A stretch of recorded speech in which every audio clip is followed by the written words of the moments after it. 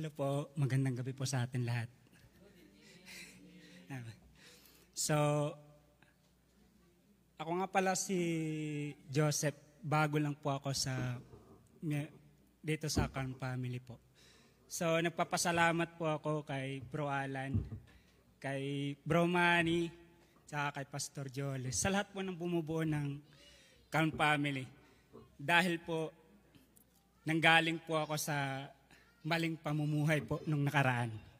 So sa ngayon po, na-receive ko po sa sarili ko na ako ay nagbago. Unti-unti nang nagbabago yung buhay ko, ikukumpara ko sa nakaraan.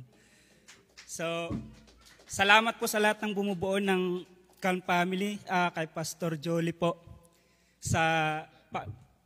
Salamat po sa Bible dahil po doon, nagkaroon po ako ng kaalaman sa Biblia. Nagkaroon ako ng mga kalamang verse na pwede kong ipagmalaki sa sarili ko na ito na talaga patunay na nagbago talaga ako. So, pinapangako ko po, Pastor Jolie, sa lahat po dito na nandirito. Kahit ano po mangyari, kahit saan, itutuloy ko po ito. Maraming salamat po.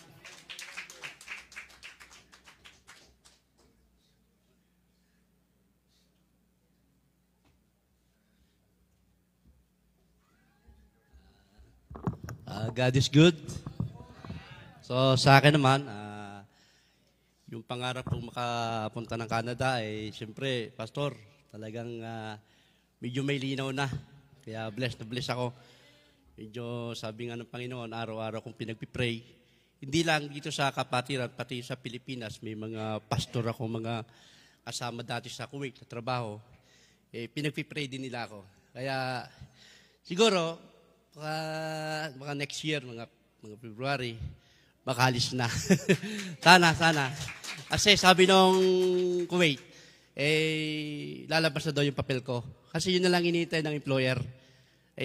Siyempre, nag-a-apply ako, kaso talagang may purpose talaga si God. Talagang ayaw kong alisin.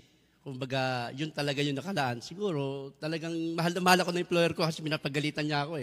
Sabi ng employer ko, papalitan na kita. Yung lamiya mo, expire na. Sabi niya, kung may expire, i-apply ko naman, i-renew ko naman, sabi niya. Kaya thanks God, dahil yung matagal na pinag-pray, siguro makakamit na. Salamat po.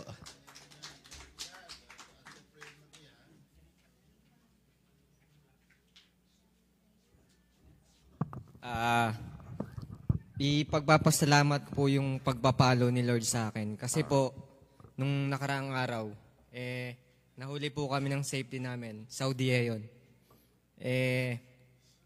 Sabi pero tinawag ko naman po sa engineer ko. Sabi niya, Jordan, just obey.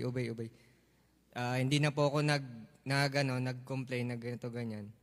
Pero binigyan niya po kami ng deduction. Pero sabi ko, sir, ako na lang. Kesa yung grupo ko, ako na lang. Binigyan ako ng isang araw na deduction. Hindi ako pumasok ngayon. Kaya sabi ko, kinuha ko na lang po yung risk kesa yung mga grupo ko naman po yun . Tawag dito, supply sila, hindi sila yung dapat talaga managot. Kaya yun po yung unsafe, Pastor. Unsafe act. Opo. Pero hindi naman po talaga as in safe. Tawag dito, unsafe yung ginawa. Kasi alam ko naman po, ayoko naman din ipahamak yung mga tauhan ko po. Kaya, yun, siguro sa kanya, talagang binigyan niya po ng malaking deal. Okay, sabi ko. Sige. Tapos, yun po, praise God po, nakapagpahinga ako. One day. Kaya, yun po, binigyan din po ako ng Panginoon ng kapahingaan, tsaka sa pamilya ko po, at okay naman po sila doon. Nakausap po sila ng ngayong araw. Kaya yun po, to God be the glory po.